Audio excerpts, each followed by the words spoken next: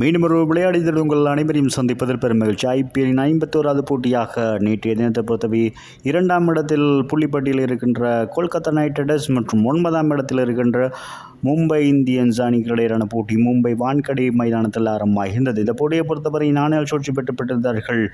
மும்பை இந்தியனாகவே முதலாவதாக பந்து வீச்சை தேர்வு செய்திருந்தார்கள். அதன் அடிப்படை கொல்கத்தாவின் ஆரம்பத்தோடு படப்பில் சோல்ட் இன்றைய தினத்தில் 5 ஓட்டங்களுடன் ஆட்டம் இழந்திருந்தார்.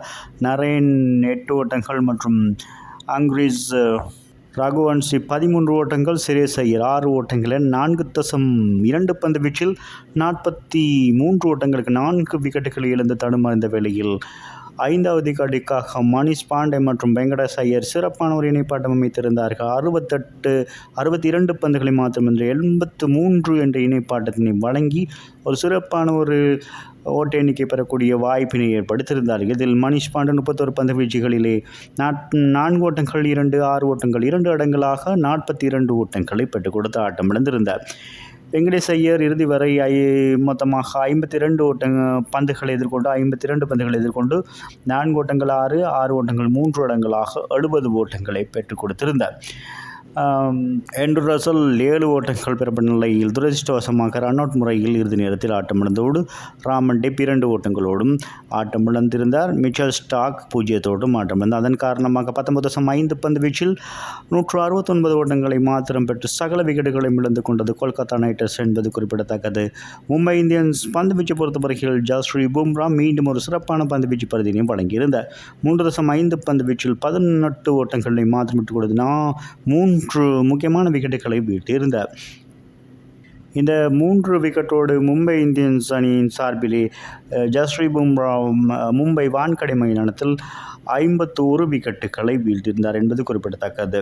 ஆகவே இந்த போட்டித் தொடரிலே ஐபிஎல்லில் 11 போட்டிகளில் மொத்தமாக பங்கேற்று 17 விக்கெட்டுகள் பெற்று இந்த போட்டித் தொடரில் அதிகப்படியான விக்கெட்டுகள் வீழ்த்திய வீரராகவும் மீண்டும் பதிவானார் என்பது குறிப்பிடத்தக்கது. அதன் அடிப்படையில் நுவான் துஷார 3 விக்கெட்டுகளையும் மற்றும் ஹார்திக் பாண்டியா மற்றும் பியூஷ் சாவ்லா ஒவ்வொரு விக்கெட்டுகளையும் வீழ்த்தியிருந்தார்கள். அதன் காரணமாக மும்பை இந்தியன்ஸ் அணிக்கு 170 ஓட்டங்களின் இலக்காக நிர்ணயிக்கப்பட்டிருந்தது. சூரியகுமார் யாதவ் இன்றைய தினத்தில் ஒரு பொறுப்புடன் ஒரு துடுப்பாட்டத்தை வழங்கியிருந்தார். என்றாலும் ஆரம்ப துடுப்பாட்ட இஷான் கிஷன் 13 ஓட்டங்கள், ரோஹித் சர்மா 11 ஓட்டங்கள், ஹார்திக் பாண்டியா 1, நாண்டீர் 11 ஓட்டங்கள், திலக் வர்மா 1 மற்றும் நேஹல் வதேரா 6 ஓட்டங்கள் என 11.2 பந்து வீச்சில் மொத்தமாக 71 ஓட்டங்களுக்கு 6 விக்கெட்டுகளை இழந்து தடுமாறி இருந்தது மும்பை இந்தியன்ஸ் அணி. இல்லை அதிலே இறுதி நேரத்தில் சூரியகுமார் யாதவ் மற்றும் டிம் டேவிட்டுக்கு இடையிலான ஒரு சிறந்த இணைப்பாட்டம்